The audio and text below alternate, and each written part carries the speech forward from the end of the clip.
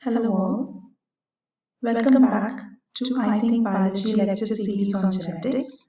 My name is Antara. I'm a faculty at Azim Premji University.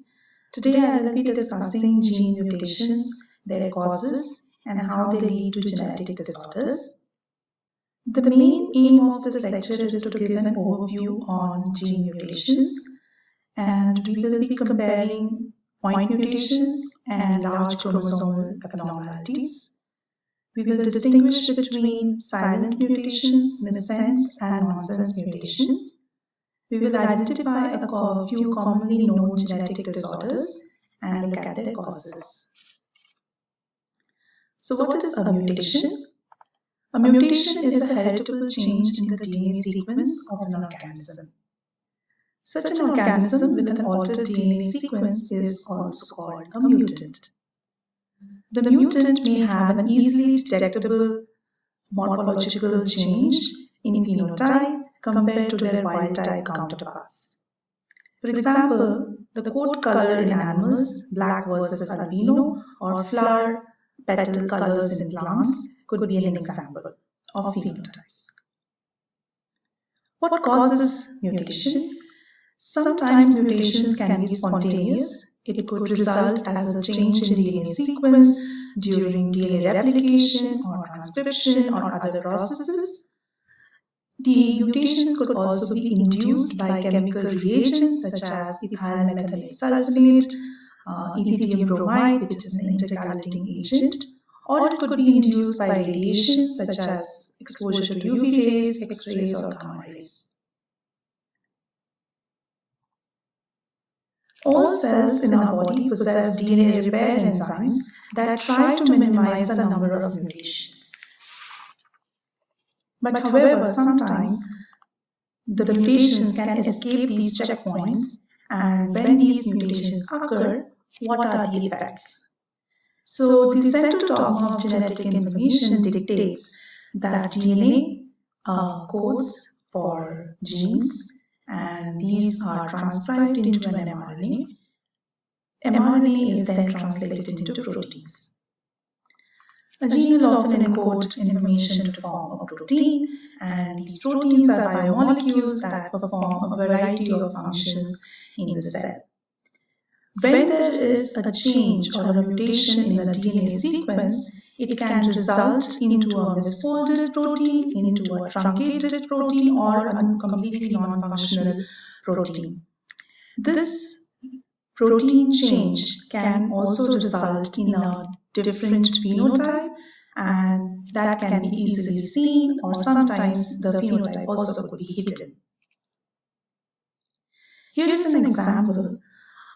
Each line is representing a chromosome, and we have two homologous chromosomes, one from each of our parents. Each homolog chromosome is made up of double-stranded DNA. And here we can see a wild-type sequence, and there is no change in the DNA sequence. If there is a mutation, in this case, the mutation is shown in red font in homolog 2. The AT sequence has changed to CG. Now this change from A to T in homolog 1 to C to G in homolog 2 is an example of a point mutation, and sometimes these mutations are simply referred to as A to C mutation.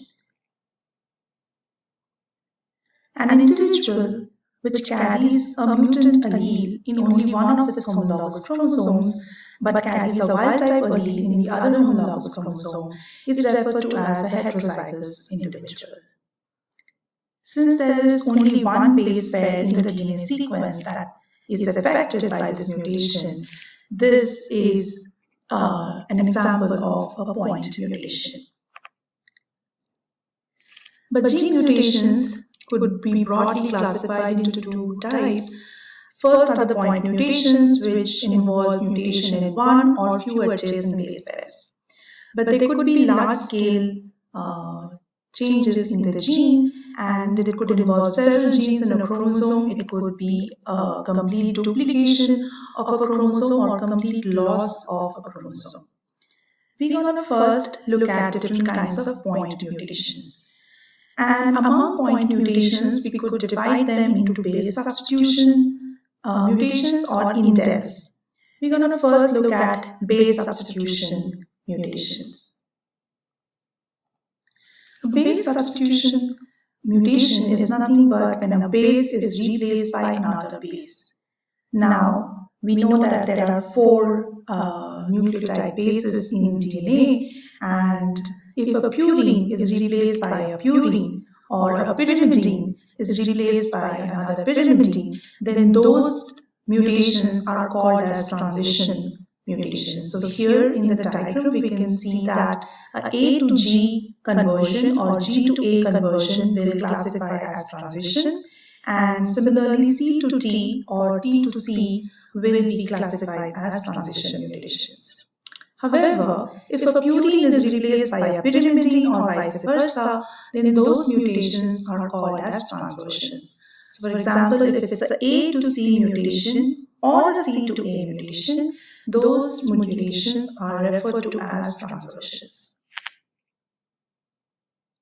Now going back to our previous example, here we can see that only one base pair was affected. It's a base substitution mutation, and the change from the wild type is from A to a C, and hence it's a transversion mutation. Now based on the chemical nature of the base substitutions, we could further divide them into synonymous or silent mutations, non-synonymous or missense mutation, or nonsense mutations. This classification is applicable to genes that code for proteins, and we will see why. Silent mutations are those that have no effect on the protein sequence. Here what you can see is a DNA sequence, and hence you can see T instead of U's. These will, when they will be converted to mRNA, the thymine residues are going to be replaced by uracil. Nonetheless, when we look at 3 base pairs, they form a triplet, and each of them will be coding for an amino acid. If we look at the second amino acid over here, this is valine. It is coded by GTA. Now when this A is replaced by a T, the amino acid valine still remains the same. This is an example of a silent mutation. So here the A in valine is replaced by T. It's a transversion mutation, but the amino acid sequence of the protein remains the same. Hence, the effect on the mutation on the protein and the phenotype sometimes can remain undetected because there was no change to the protein sequence, and hence no change in the phenotype. Missense mutation, on the other hand, results in an amino acid substitution. That means that one amino acid is replaced by another amino acid. Now over here, if you look at the third amino acid, which is proline, it's coded by CCC. And in the mutated sequence, it's changed to threonine, which is coded by ACC. Now, when such a substitution reaction mutation happens, such that amino acid proline is changed to something else, such as threonine over here, these mutations are known as missense mutation. Here in the triplet, we see that the C is mutated to an A residue. So this again is an example of a transversion mutation. The amino acid sequence from the wild type has been altered, and hence it is likely to change the structure and or function of the protein, and hence it could have an effect on the phenotype. Nonsense mutations, they substitute a amino acid residue with a stop codon. So in this example, the last residue is tyrosine, coded by TAC. It is mutated to TAG, which will code for a stop codon. Now we can see that the C is changed to G over here. So this is again an example of a transversion mutation. The mutated sequence now has a stop codon. If the stop codon is in the middle of the protein sequence, truncated protein will be produced. Truncated proteins most likely code for a non-functional protein or they are degraded. Hence, it will lead to a very pronounced phenotype. Now, we said that the point mutations could also have indels.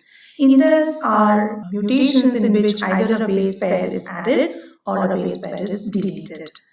So, indels can again have one or few base pairs which are either added to the DNA sequence or they are removed from the DNA sequence. And because of this, indels lead to what we call as frameshift mutations because they affect the reading frame of the amino acid sequences.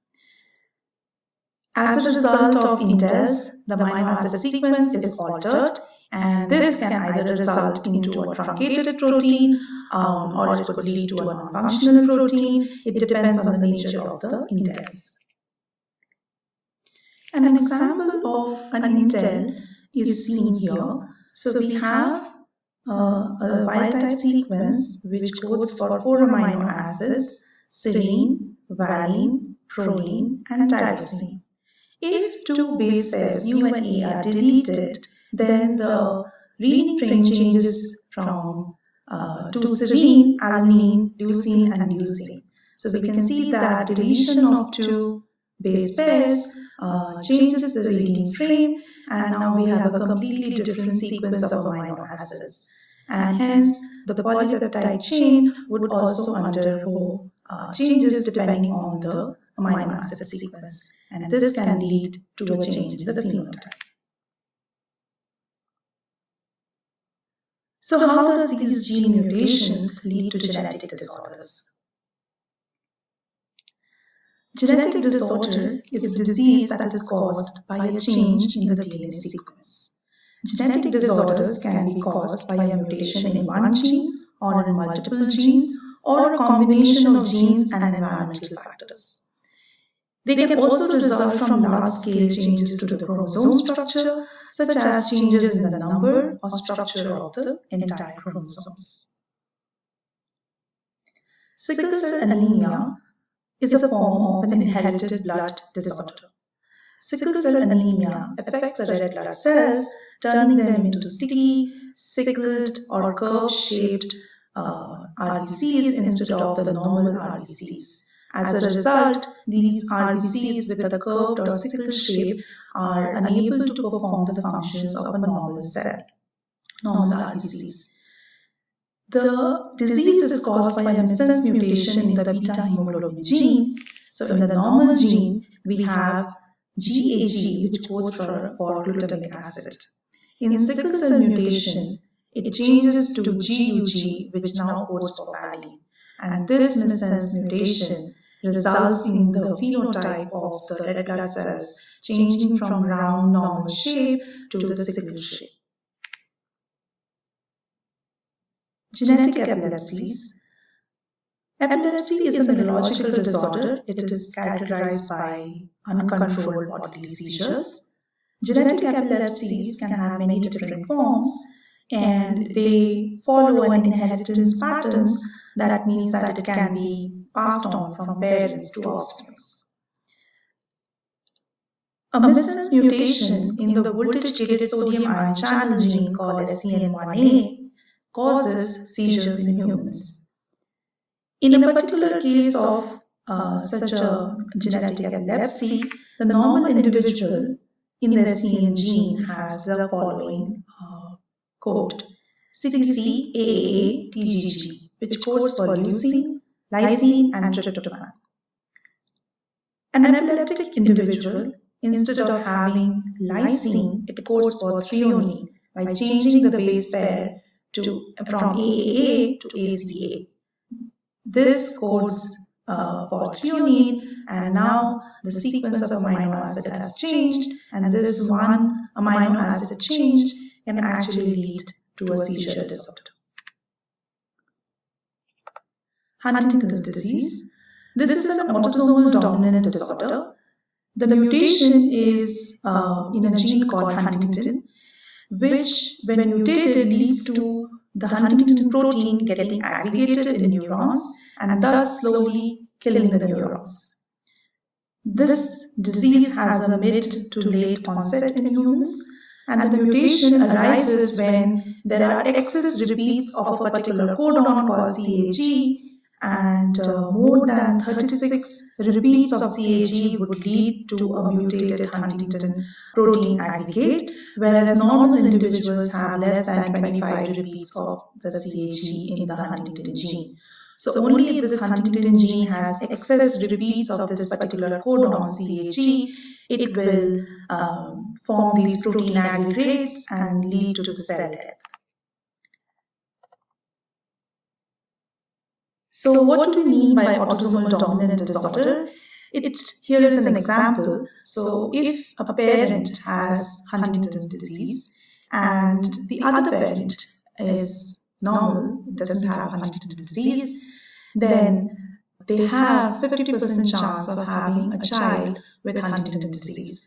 So the capital H, which represents the dominant mutant form of the gene, which will cause this Huntington proteins to aggregate, that will be inherited to 50% of the progenies, and hence any child of such parents will have the likelihood to have Huntington disease with a 50% chance. So one copy of the mutant gene is enough to cause the disease. Genetic disorders can come in many forms. There are many more genetic disorders that are known to humans. Some are autosomal, like the Huntington disease, achondroplasia, which is a form of dwarfism. The others could be X-linked, such as hemophilia, Duchenne's muscular dystrophy, etc. Others could be caused by polygenic disorders. That means that there are more than one gene that are involved, and these include disorders like hypertension, diabetes, congenital heart defects, and others. Now, lastly, I also wanted to discuss chromosomal aberrations, and these are changes which affect several genes in a chromosome, and it could involve either the addition or deletion of an entire chromosome completely. So it could be a deletion event, so a part of a few of the genes on a particular chromosome could be deleted. It would result in a chromosome that's shorter in length. The opposite could happen. It could have a duplication event where one or several genes in a chromosome is doubled, and hence it will result in a slightly longer chromosome. They could also have something called as a translocation event, where the genes on one homologous chromosome is exchanged to the other chromosome, and the position of the genes are actually changed. Now, what are some of the examples of chromosomal aberrations? Very commonly, Down syndrome.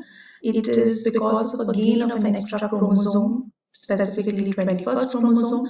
And over here we can see that in the karyotype we can see that there are 3 copies of the 21st chromosome, which means that this individual has an extra copy of the 21st chromosome.